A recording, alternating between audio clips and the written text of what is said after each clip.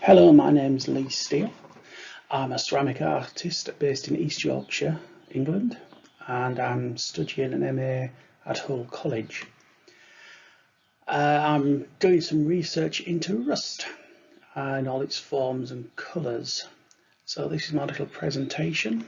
Hope you enjoy it. Well, isn't rust great? Well, at least I think it is. I imagine quite a few engineers don't particularly like it too much. But anyway, I've first became interested in it working at my father's garage quite a long time ago, and I was amazed by its colours and textures and shapes just before I ground it off and painted it. I also saw sort of different, more heaviest types of rust when I worked briefly offshore, and that's everything's coated in thick paint, but the rust still comes through, so it's only thought it was quite temporary. And all that time I never really thought to myself, what is rust and how it's actually formed? So what I wanted to do is answer that question, because I didn't know. This is what I found out. So during my research I came across a course by the Manchester University, Protecting the World. I thought, wow, that's a stunning title for a course. I've since found out that that Manchester University is one of the largest knowledge bases in the world for rust and rust engineering. It's got a large amount of research and large libraries and things, so it's something I might investigate further. And the course was an online course over 4 weeks. Going through it, I'm not covering everything that it covered in the course, because it wasn't all relevant, interesting but not relevant. For instance, how oil rigs work and how they get the oil out of the ground, or some of the physics and mathematics and architectural lectures that we had, quite frankly went over my head. So I was more interested in the nitty-gritty of how rust was formed and how different sorts of rust, how it looked. As you can see, there's quite a lot of types of rust, based on how it's formed and the environment it's formed in. It gives it a very distinctive look. So what I'm going to do is just pick on several of the more common ones, look at in more detail, and they all have very different looks and a feel to them, and textures and colours and things, and that's what I'm interested in. So here we go. Here we have an example of uniformed or general corrosion. It's sort of a surface corrosion which slowly builds up over a few weeks on any metal surface that's left in the elements, especially if it's slightly salty. There's a really interesting video, time-lapse video of general corrosion. You can Google it and have a look it up. It's almost organic. There's like tendrils of fungus almost creeping about, mold. You know, it's a very fascinating thing to watch how it starts and spreads. Electrolytes and a lot of chemistry and things like that going on in there.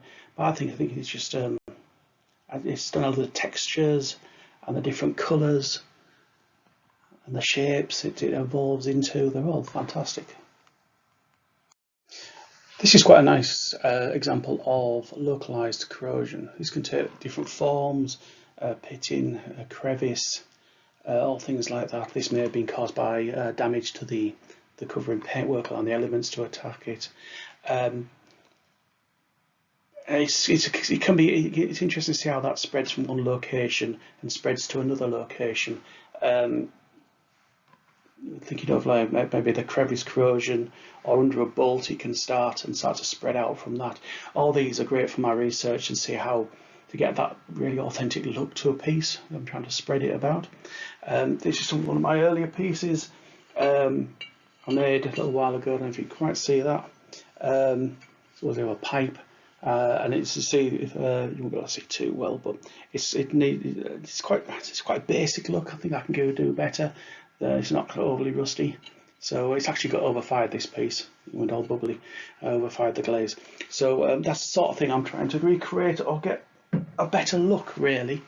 So this has really given me a really good basis for moving on with my work.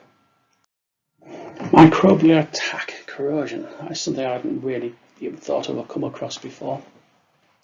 It comes in different forms. There's where you get colonies of microbes building up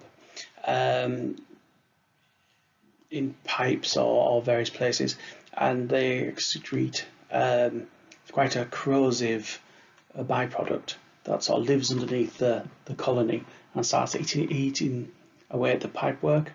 Talk about pipework flow, cystic corrosion. That could be also occurring in pipes. It's where you get liquid under pressure being pumped through pipes, and maybe where you get a bend in the pipe when it's going around at high pressure, you get micro bubbles imploding and can cause damage against the surface. And when the pipes, when things get a bit lower pressure, things start to settle. That's where you can get the microbial attacks. The colonies of microbes could build up in that area and sort of eat the way through that. And also another one's hydro embrittlement, where they actually can make the metal itself brittle, and micro fractures and things like that. So it's interesting, that. So environmental cracking. This is stress cracking, other terms for it, hydro embrittlement, corrosion fatigue comes within this. It can be almost quite benign. Liquids like tap water can start the metal to become brittle. Specifically at stress points, you've got metal at a point where it's quite loaded and quite stressed at a certain point, then that can be weakened and cracks, micro cracks and larger cracks can form. On a visual point of view, I just like the way that it just snakes its way down like an organic, like a river or a root or something. I quite like that. That's something that's going to be turned up in my work, I think. High temperature corrosion. I've seen this on my kilns. It starts to corrode around the doorways, etc. And I know that anything to do with salts on the elements, etc., like when you're doing salt firing, can really badly corrode the kilns that way. Obviously gases and things. I hadn't really considered, because obviously there's no water, how could that corrode? So I haven't really considered that. But it uses oxygen and other materials that it starts to corrode and flake. So again, it's very specific look to it, really. It's more like swirls of lava almost, if you start to look at it, billowing up, and now it spreads. It's very much like a lava field starting to spread across the surface. Again, it's going to be a useful little example I can pull up and use in my work. So what I've done, that's the last slide of that. I've missed out quite a lot of, as I said before, the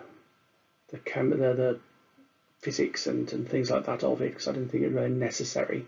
But it was quite interesting, but I say after a while it went straight over my head.